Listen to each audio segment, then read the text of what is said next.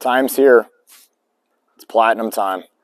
We've got this new platinum with the AVS suspension.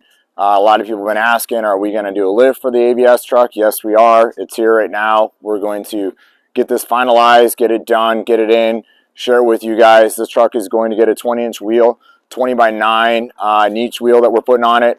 I don't remember the model, but I will obviously share that with you. We're going to do a custom finish on it as the customer requested on this truck. This truck is from Las Vegas.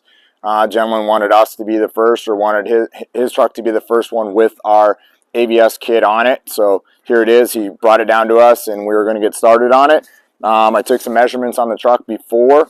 It's 21.5 here from the center of the axle here to the bottom edge of the wheel well here.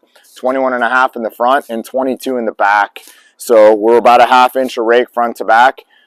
He said, hey, can we get the truck perfectly level? We're going to do that for him.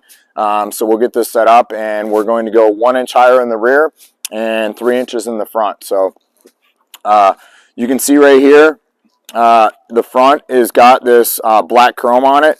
He asked us to color match the outer perimeter here to the vehicle, so we're going to do that. We're going to leave the center with the finish that it has right now on it.